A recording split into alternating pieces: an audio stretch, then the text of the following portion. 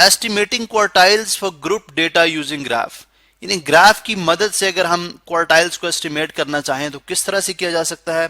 लेकिन इससे पहले हम देखेंगे क्वार्टाइल्स क्या है, इनको फाइंड आउट करना क्यों जरूरी है। देखें, किसी भी डेटा सेट का जो मीन होता है, जो एवरेज वैल्यू होती है, उसको उसको उसकी रिलायबिलिटी या वो कितना उसकी हमारे लिए क्या वैल्यू है, यानी क्या वो वाकई तौर पे पूरी डेटा सेट की सिंगल रिप्रेजेंटेशन कर रहा है। इस चीज को टेस्ट करने के लिए हम उस डेटा सेट के दरमियान स्प्रेड भी देखते हैं, यानी अगर स्प्रेड बहुत ज्यादा हो तो मीन जो है उसकी कोई वैल्यू नहीं रहती। ठीक है, अब जो स्प्रेड फाइंड आउट किया जाता है डेटा सेट का, उसके लिए हम रेंज का कॉन्सेप्ट भी लेके आते हैं, जो कि क्या करता है, पूरे डेटा सेट में जो लार्जेस्ट वैल्यू उसमें से स्मॉलेस्ट वैल्यू को माइनस कर देता है। ठीक है, अब फॉर एग्जांपल अगर एक डेटा सेट के अंदर, फॉर एग्जांपल ये 100% डेटा सेट की रिप्रेजेंटेशन है। अब इस डेटा सेट के अंदर हम देखते हैं जी कि जो स्मॉलेस्ट वैल्यू है और जो लार्जेस्ट वैल्यू है, उनका सेंटर की 50% वैल्यूज के हिसाब से बहुत ज्यादा स्प्रेड है, बहुत ज्यादा फैलाव है। ठीक है, यानी अगर मैं थोड़ा सा इसको यूं बना दूं, यानी ये 50% डेटा, जो सेंटर का 50% डेटा है, उसके हिसाब से जो स्मॉलेस्ट एंड लार्जेस्ट वैल्यू है वो बहुत दूर फासले पे मौजूद है। तो अब अगर रेंज हमारे पास बहुत ज्यादा आ जाए तो ये इस चीज की इंडिकेशन नहीं हो सकती कि हमारे पास जो, यानी एक अच्छा मेजर नहीं होगा कि हमारे पास मीन की कोई वैल्यू नहीं है। हम देखते हैं सेंटर का 50% डेटा का स्प्रेड क्या है, जिसमें हम क्या करते हैं, अगर पूरे डेटा सेट का मीडियन फाइंड आउट किया जाए तो वो कहलाएगा Q2। अब ये Q2 एक ऐसी वैल्यू होगी जो पूरे डेटा सेट को 50% डेटा में डिवाइड कर देगी। अब हम देखते हैं कि अगर मैं इस 50% डेटा का मीडियन फाइंड आउट करूं, जो कहलाएगा Q1, ठीक है, जो कहलाएगा Q1, जो कि इस डेटा सेट को 25% डेटा में डिवाइड कर देगा, 25% डेटा में डिवाइड कर देगा। ठीक है, यानी अगर मैं यूं रखूं, ये अगर Q1 है तो 25% डेटा में यहाँ पे Q2 आ गया। और अगर आप इस 50% डेटा का स्प्रेड का मीडियन फाइंड आउट करेंगे तो वो अगेन कहलाएगा अपर क्वार्टाइल, उसको हम Q3 से रिप्रेजेंट करते हैं, और वो इस 50% डेटा को 25% में डिवाइड कर देगा। सो अब चूंकि हमने 3 वैल्यूज इंट्रोड्यूस करने से उन्होंने टोटल डेटा सेट को 4 इक्वल पार्ट्स में डिवाइड कर दिया, इसलिए हम इनको बोलते हैं क्वार्टाइल्स। ये क्या कहलाते हैं, क्वार्टाइल। अब अगर हम Q3 में से Q1 माइनस कर दें तो ये कहलाएगा IQR, which is called inter quartile range, जो कि रेंज से बेहतर मेजर है, रेंज से बेहतर मेजर है, जिसमें हमें पता चलता है जी कि सेंटर से डेटा सेट का फैलाव कितना है। ठीक है, ताकि हम मीन के बारे में कुछ राय कायम कर सकें। चले जी, अब हम देखते हैं कि, यानी इस पे हम पहले भी बात कर चुके हैं, अब हम देखेंगे कि अगर हमारे पास एक गिवन डेटा सेट हो, ग्रुप डेटा हो, तो उसमें हम एस्टिमेट क्वार्टाइल्स को किस तरह से एस्टिमेट करेंगे। हम डेटा सेट को यहाँ पे कॉपी करते हैं जी। तो सुनिए, हमारे पास गिवन डेटा सेट है जो कि रिप्रेजेंट कर रहा है playing time in minutes. For example, बच्चे क्रिकेट खेलते हैं या फुटबॉल खेलते हैं, उनका प्लेइंग टाइम गिवन है फर्स्ट कॉलम पे, और आप थर्ड कॉलम को कंसिडर करें फिलहाल, यानी 40 से 44 मिनट्स खेलने वाले बच्चे की तादाद 1 है, 45 से 49 तक की 7 है, 50 से 54 तक की 12 एंड सो ऑन। अब यहाँ पे ये एक रैंडम वेरिएबल के तौर पे आ रहा है। अगर हम इसको कंटिन्यूस वेरिएबल में कन्वर्ट करना चाह रहे हैं, चूंकि time is a continuous variable, time को कंटिन्यूस वेरिएबल भी लिया जा सकता है, तो हम जो है, जो कि टाइम अगर लेट्स सपोज 44.5 मिनट्स जो खेल रहा है, उसको आप किस इंटरवल में शामिल करेंगे, तो लिहाजा हम क्लास बाउंड्रीज बनाएंगे, जिसमें हम क्या करते हैं, किसी एक क्लास इंटरवल को लेंगे हम, और उसकी जो लोअर मार्क और ये अपर मार्क, आप क्या करेंगे, जो नेक्स्ट क्लास हमारे पास, उस क्लास का जो लोअर मार्क है प्रीवियस क्लास के अपर मार्क्स उसमें से माइनस कर देंगे, यानी इसकी लोअर क्लास में से, इसकी लोअर मार्क में से इसका अपर मार्क माइनस करें, या इसकी लोअर मार्क से इसका अपर मार्क माइनस करें, इसकी लोअर मार्क से आपके पास 1 ही आएगा। 45 minus 44 is 1, 50 minus 49 is 1, 55 minus 54 is 1, उसको 2 पे डिवाइड कर दें, 1 डिवाइडेड बाई 2 इज 0.5। अब जो 0.5 हमारे पास आया उसको 40 में से सब्ट्रैक्ट करें, 44 में ऐड करें, यानी लोअर मार्क में से सब्ट्रैक्ट करें, अपर मार्क में ऐड कर दें। लोअर मार्क में सब्ट्रैक्ट करें, अपर मार्क में ऐड कर दें एंड सो ऑन। तो आप देख सकते हैं तो 40 minus 0.5 is 39.5, 44 plus 0.5 is 44.5 and so on. अब अगर आप देखें हमने एक एक्स वेरिएबल इंट्रोड्यूस कराया है जो कि कंटिन्यूस वेरिएबल है, जो कि टाइम को रिप्रेजेंट कर रहा है इस तरह से कि x ग्रेटर और इक्वल टू 39.5 है, लेसर देन 44.5 है। इसका मतलब अगर कोई वैल्यू एग्जैक्ट 44.5 की होगी तो हम उसको इस क्लास बाउंड्री में शामिल नहीं करेंगे बल्कि नेक्स्ट क्लास बाउंड्री में ले जाएंगे and so on and so forth. ठीक है, अब हम देखते हैं जी cumulative frequency. What is cumulative frequency? हम क्यूमुलेटिव फ्रीक्वेंसी कैसे करते हैं? हम तमाम वैल्यूज को ऐड करते जाएंगे। जैसे अगर हम 0 से स्टार्ट करते हैं, ज़ाहिर है 0 plus 1 1, 1 plus 7 is 8, 8 plus 12 is 20, 20 plus 24 is 44, 44 plus 29 is 73, 73 plus 14 is 87 और 5 92 एंड 95। ठीक है, इसका बेनिफिट क्या होगा? हम जो है वो किसी भी फॉर एग्जांपल अगर हम ये देखना चाहें जी कि 40 50 से 44 तक और से 65 से 69 तक खेलने वाले बच्चों की तादाद कितनी है, तो बजाय कि हम सबको ऐड करें हम यहाँ पे सब्ट्रैक्शन से भी फाइंड आउट कर लेंगे। वो आप खुद ही देख लें कि हम किस तरह से किस चीज़ को किस से सब्ट्रैक्ट करेंगे तो हमारे पास वो वैल्यू आ जाएगी। फॉर एग्जांपल अगर आप ये देखना चाह रहे हैं जी कि अगर हम 20 से 1 सब्ट्रैक्ट करें तो कितना आता है 19। इसका मतलब है कि 45 से 54 तक खेलने वाले बच्चों की तादाद 7 प्लस 12 29 है। तो बजाय आप ऐड करें आप सब्ट्रैक्शन से भी फाइंड आउट कर सकते हैं। हम इसको ग्राफिकली किस तरह से फाइंड आउट करेंगे? क्वार्टाइल, यानी क्वार्टाइल्स हम कैसे फाइंड आउट करेंगे? सबसे पहले हम ग्राफ को प्लॉट करते हैं। ये हमारे पास एक्स एक्सिस है, ठीक है, और ये मेरे पास वाई एक्सिस है। इसको सबसे पहले हम रिप्रेजेंट करेंगे, यानी इसके ऊपर इंटरवल्स को मार्क करते हैं। चलें थोड़ा सा मैं बेहतर बना दूं इसको। चलें जी, ये मैंने यहाँ पे ग्राफ बना दिया, यानी this is my x axis, ठीक है, और ये मेरे पास वाई एक्सिस है।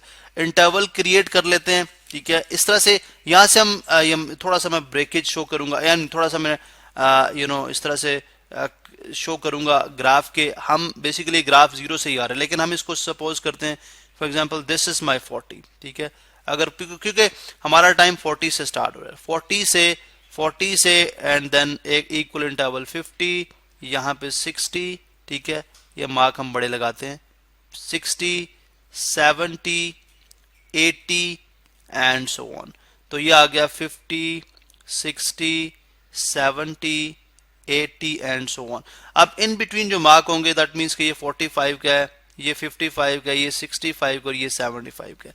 ऑन दी अदर हैंड अगर आप देखें तो हम फ्रीक्वेंसी अगर 0 से स्टार्ट करते हैं, क्यूमुलेटिव फ्रीक्वेंसी, ठीक है, क्यूमुलेटिव फ्रीक्वेंसी 0 से स्टार्ट करते हैं तो हम सपोज करते हैं ये हमारे पास फिर 20 है, ठीक है, ये 20 है, ये 40 है, ठीक है, ये 60 है, थोड़ा सा ज्यादा ऊपर हो गया, ये 60 है, ये 80 है और ये 100 है, ठीक है।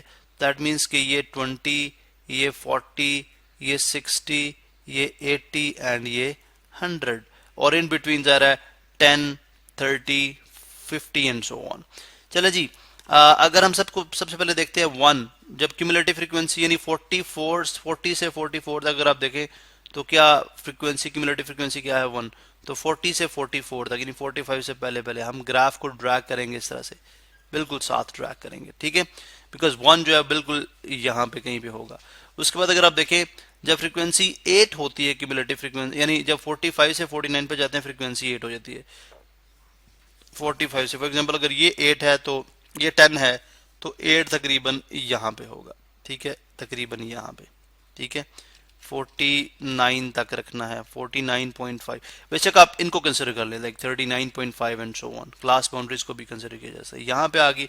उसके बाद अगर आप देखें जब बल्कि हम इसको क्लास बाउंड्रीज को देखते हुए बनाते हैं, चूंकि हम कंटिन्यूस ग्राफ बना रहे हैं, ठीक है। तो कंटिन्यूटी के लिए हम क्लास बाउंड्रीज को देखेंगे 39.5 से 44.5 तक 1, 44.5 से 49.5 तक 50 से थोड़ा सा आप पीछे रखें आप, ठीक है। लेट्स सपोज हम फर्ज करिए 49.5 से पीछे, यानी 50 से पीछे ये इस तरह 49.5 से लेके 54.5 तक 12 पे चली जाती है। तो 12 जो है 10 का ऑलमोस्ट यहाँ तक हम इसको लेके आएंगे, 12 तक ले आएंगे, ठीक है। अगर आप देखें ये 10 है तो यहाँ तक तकरीबन 12 है। अगर आप इसको ग्राफ पेपर पे ऑब्वियसली प्लॉट करेंगे तो आपके पास एक ग्राफ, एक बहुत बेहतर ग्राफ बनेगा। उसके बाद अगर आप देखें अगर हम 54.5 से 59.5 तक आते हैं तो ये हमारे पास बन जाती है 44, बल्कि 44.5 से 49.5 तक 8 थी एंड देन 20 आती है। यहाँ पे हमने मिस्टेक की है, ये बेसिकली यहाँ से 20 आएगी, ठीक है। यानी अगर आप यहाँ से देखें तो यहाँ से ये 54.5 तक एग्जैक्टली, ये 55 है तो 54.5 तक ये 20 है, ठीक है। उसके बाद 54.5 से 59.5 तक ये 44 है, 59.5 तक ये 44 है, कोई तकरीबन यहाँ पे, ठीक है।